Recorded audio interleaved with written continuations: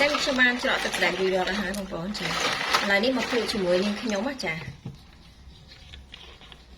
ចានេះ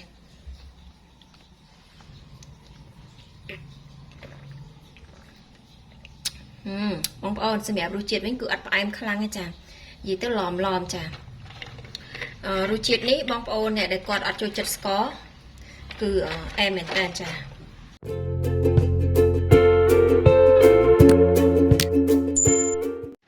សួស្តីបងប្អូនទាំងអស់គ្នាចាថ្ងៃនេះខ្ញុំមកធ្វើទឹកស្ដាយសៀងបងប្អូនចាហើយខ្ញុំទិញគ្រាប់ស្ដាយសៀងនេះនៅក្នុងផ្សារទំនើបវាអត់មានណាគ្រាប់គេកាន់ហើយមានតែគ្រាប់មូលបងប្អូនចំណូលវាកន្លះគីឡូចឹងគ្រាប់មូលនេះគឺយើងត្រូវការត្រាំទឹករៀងយូរជាងគេកាន់ហើយចាចឹងនេះខ្ញុំចាប់ដើមលាងសម្អាត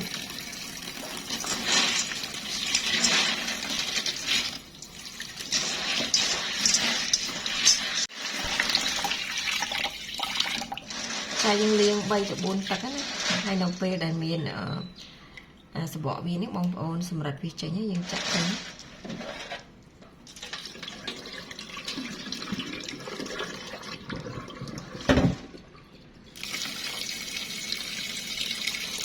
ចាបន្ទាប់ពីនេះខ្ញុំលាងហើយគឺនេះខ្ញុំដាក់ត្រាំទឹករយៈពេល6ទៅ7ម៉ោងចាសួស្តីបងប្អូនចានេះស្ដាយសៀងដែលនេះខ្ញុំត្រាំទឹករយៈពេល7ម៉ោងចាឥ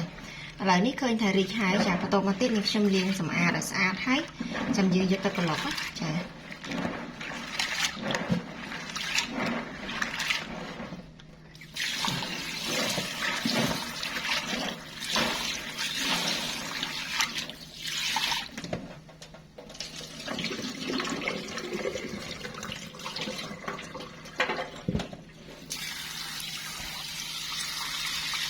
ចាអញ្ចឹងបន្ទាប់ពីនេះខ្ញុំលាងសម្អាតរួចហើយចានេះខ្ញុំចាប់ផ្ដើមយកគ្រាប់ស្ដាយសៀងមកប្រឡុក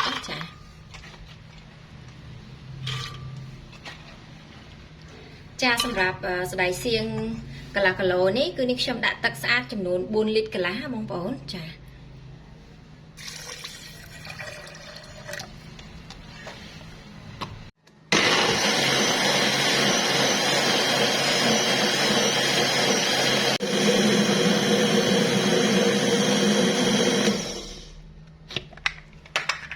ចាអញ្ចឹងបន្ទាប់ពីនេះខ្ញុំក្លុកហើយគឺនេះខ្ញុំចាក់ចូលឆ្នាំងមួយសិនណាចាំពេលយើងក្លុកហើយអស់ចាំយើងច្រោះតែម្ដងហ្មងចាយើងចាប់ផ្ដើមដាក់ស្ដាយក្លុកបន្តបន្ទាប់គ្នាតទៅអស់គ្រាប់ស្ដាយហ្នឹងចាហើយនេះខ្ញុំក្លុកម្ដងគឺប្រើទឹកចំនួនកន្លះលីត្រ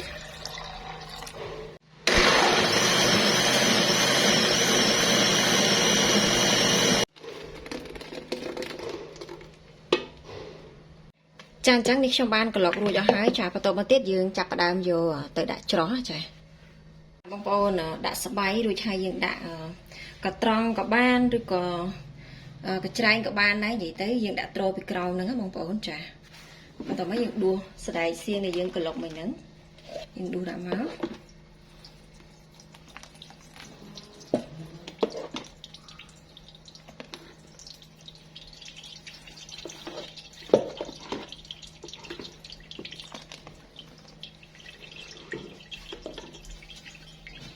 ចាយើងធ្វើការពូតម្ដងសិន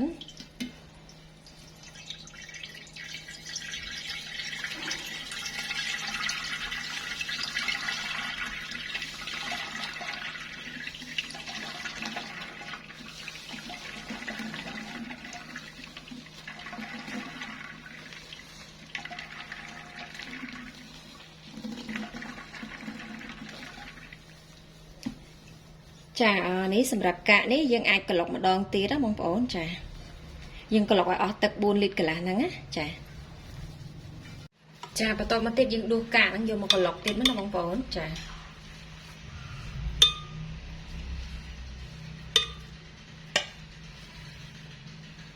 នេះខ្ញុំបន្ថែមទឹកចំនួនកន្លះលីត្រទៀតនិយាយទៅយើងក្លុកតតែអស់ទឹក4លីត្រកន្លះហ្នឹងណា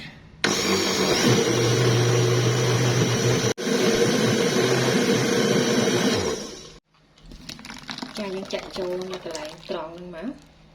មករួចហើយយើងក៏លុបឲ្យអស់មកណាចាអញ្ចឹងបន្ទាប់ពីនាងខ្ញុំច្រោះរួចអស់ហើយចាបងប្អូនឃើញពពុះលើនេះយើងដួសចេញមកណាចាត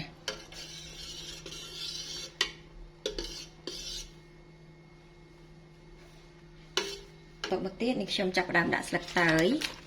ស្លឹកតើយនេះនេះខ្ញុំដាក់ចំនួន17ស្លឹកបងប្អូនចាយើងដាក់មានក្លិនឈ្ងុយបងប្អូនចង់ហាន់ហើយកិនយកទឹកដាក់ក៏បានដែរចាបន្តមកទៀតនេះខ្ញុំចាប់ផ្ដើមដាក់គ្រឿងផ្សំចូលអំបិល1ស្លាបព្រាកាហ្វេចាទឹកដោះគោស្រស់នេះចំនួន1កំប៉ុង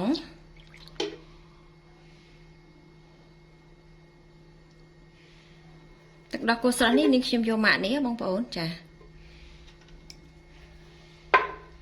បន្តមកទៀតនាងខ្ញុំដាក់ទឹកដោះគោខាប់នេះចំនួន200មីលីលីត្រចា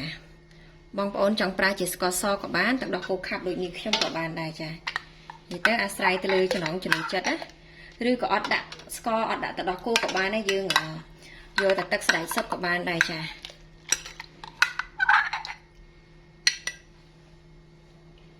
ចាបន្តមកទៀតនាងខ្ញុំធ្វើការកូរឲ្យសព្វសិនចាំយើងបើកភ្លើងចាអញ្ចឹងបន្ទាប់ពីនាងខ្ញុំកូរសព្វហើយនាងខ្ញុំចាប់ផ្ដើមបើកភ្លើងសម្រាប់ភ្លើងវិញគឺយើងបើកភ្លើងកណ្ដាលបានទេបងប្អូនកុំបើកខ្លាំងពេកទេចាហើយនៅពេលដែលបងប្អូនធ្វើទឹកស្ដែកសៀងនេះបងប្អូនត្រូវការកូររហូតតតែទឹកស្ដែករបស់យើងពុះបើសិនជាយើងអត់កូរទេទឹកស្ដែកហ្នឹងវាអាចខាសបាតក្រោមហើយអាចខ្លោចចានិយាយទៅគឺយើងធ្វើការកូរអញ្ចឹងរហូតបងប្អូនចាយើងកូរតិចតិចអញ្ចឹងមកតតែទឹករបស់យើងពុះចាអញ្ចឹងទឹកស្ដែករបស់យើងគឺពុះហើយចាអញ្ចឹងនៅពេលដែលពុះគឺនាងខ្ញុំបិទភ្លើងយកហ្មងបងប្អូនចាយើងអត់ទុកឲ្យពុះខ្លាំងទេបើសិនជាយើងទុកឲ្យពុះខ្លាំងគឺវាអាចផុលហៀពេញឆ្នាំងហ្មងចាអញ្ចឹងបន្ទាប់ពីពុះហើយគឺនាងខ្ញុំទុកវាឲ្យវាចុះត្រជាក់សិនចាចាំយើងច្រកដាក់ដបបងប្អូនចា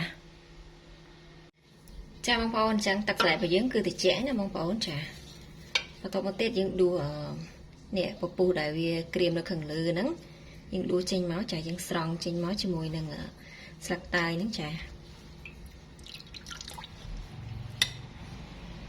បន្តមកទៀតគឺនាងខ្ញុំចាប់ផ្ដើមច្រកចូលដបបងប្អូនចាហើយដបនេះចំណុះរបស់វាគឺ330មីលីលីត្រណាបើសិនជាបងប្អូនអត់មានដបហ្នឹងទេយើងប្រើជាដបទឹកសុទ្ធកឹបមាត់អសហ្នឹងបងប្អូនចា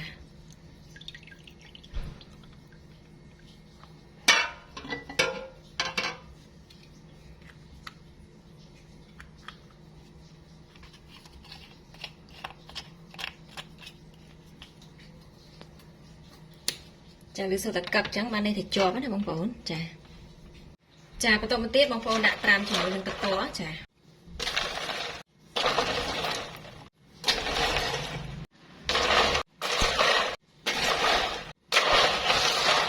អញ្ចឹងនេះខ្ញុំបានច្រកទឹកស្ដែករួចរាល់អស់ហើយបងប្អូនចាហើយសម្រាប់ក្នុងការក្លាសេវិញបើសិនជាបងប្អូនអត់មានទូទឹកកកទេបងប្អូនអាចដាក់ធុងទឹកកកអញ្ចឹងក៏បានដែរចាយើងដាក់ទឹកកកចូលធុងក្លាសេចាយើងទុកបានរយៈពេល7ថ្ងៃចាដោយមិនទាន់បើកគម្របបងប្អូនចាអញ្ចឹងសម្រាប់វីដេអូគឺមានតែប៉ុណ្្នឹងទេបើសិនជាបងប្អូនមានចម្ងល់អីអាច comment នៅខាងក្រោមវីដេអូនឹងបានចាអរគុណជំរាបលាបាយបាយ